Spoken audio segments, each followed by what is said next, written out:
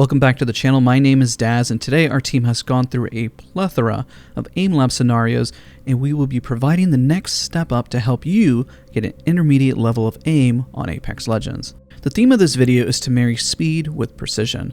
Unlike our beginner's guide where we focus more on building a strong foundation of control, it is time to back that up with these two variables. What you'll find is that as you speed up, your mouse control is going to go and your precision will drop. Then as you become more precise, well, your speed is going to drop. On Apex Legends, you need to be both fast and precise. The game can change with one using their abilities, and you just have to be ready.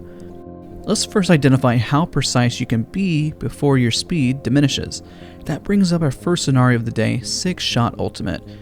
In the scenario, you'll need to hit micro targets that are spaced out in front of you. You're going to go from one target to another to create a flow based on precision. Your goal should be to maintain 90% accuracy. Anything lower than 90% means you're just moving too fast to maintain a strong level of precision. Now, once you maintain 90% accuracy, push yourself to get faster and create a flow. Try a few rounds of dropping below 90% to garner more speed and identify what is causing you to miss. Are you clicking too hard? Is your stop not effective? Are you taking too long to line up that shot?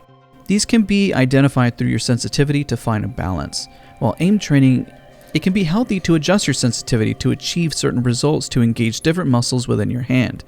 Just remember your main comfort sensitivity and bounce back once you're done aim training. This is where you're going to plateau very quickly, but it's put here first because it's going to be a way to identify your improvement. So don't get discouraged because progress is slow. You're improving. It's just incremental and not massive as it was when you first started your aim improvement journey. Remember the goal of consistency. Now, Multishot Ultimate is our next scenario.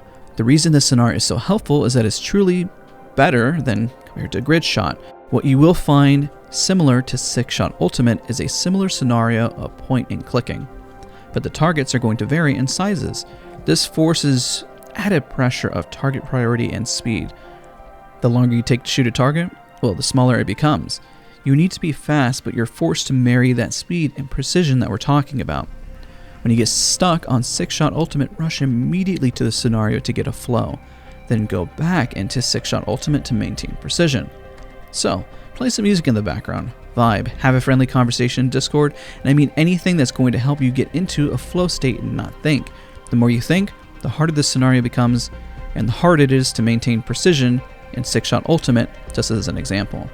Really, the biggest problem with anyone being precise is when brain steps in and just causes mistakes. Now, Switchtrack Ultimate is all about flicking between targets, which is going to be common on Apex Legends once you eliminate one enemy and need to maintain as much DPS as possible by switching to another. This scenario you don't need to click. You just maintain a track over the target until it's eliminated, then immediately switch to another target, removing the clicking portion. This way you can identify in a track where the instability is occurring in your aim when acquiring a target. Work on that here and discover what you need to improve upon when returning to Multishot or 6-shot Ultimate to create that flow. Now speaking of tracking, let's take things up a notch with Motiontrack Ultimate.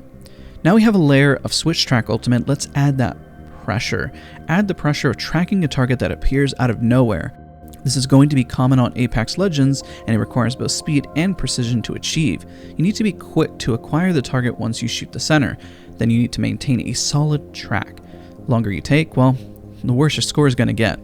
Up next is Spidershot Speed, which is here to help you with your click timing, specifically when it comes to speed. The thing that is common among most Apex Legends players, as well as you going from beginner to intermediate, is the mistake of clicking too hard and creating instability in your aim. This can be difficult because Apex Legends has that one life. It's a BR, and adrenaline really kicks in. You get nervous, shaky, or become more intense. Even if the above does not happen to an extreme, any outside pressure not accounted for can be the difference between a potential headshot or a complete miss. And you already noticed it from your aim training in just these scenarios. Spidershot spawns targets around your frontal cone, and your job is to be as quick as possible to switch between them and shoot. Take too long after shooting the center target and they disappear. You're creating a flow similar to Multishot, but focusing on strictly the speed aspect, because the targets are larger, and also helps you identify where your weakness is with your aim, because the target location is going to be a lot more static, so you can really highlight your speed. These last two scenarios are different from the prior list, but it's the next level up compared to our beginner's guide. Arctrack is taking what you learned from StarTrack, but learning how to track an enemy that arcs in front of you. This is going to be probably one of the most common scenarios that you're put in on Apex Legends for those legends that take to the sky and just pop out of nowhere. Belowtrack is also on this list, where we teach and preach consistently maintain high ground as some of the most optimal positioning that you can have in the game. The problem maintaining height in Apex is that it can sometimes feel a little uncomfortable to track from above. As you improve from a beginner, you need to clutch out these moments and need to practice, well, the scenario. So what we have covered today are 7 scenarios that are built to better understand speed with precision that is mandatory in a game like Apex Legends and really push you out of your comfort zone from becoming a beginner to more of an intermediate player. Again, leave a like if you want an advanced playlist for us to break down. Also, subscribe here on the official AimLab channel and check out the description for everything AimLab, where we have a library of resources at your fingertips. Thank you so much for watching, and we'll see you all next time.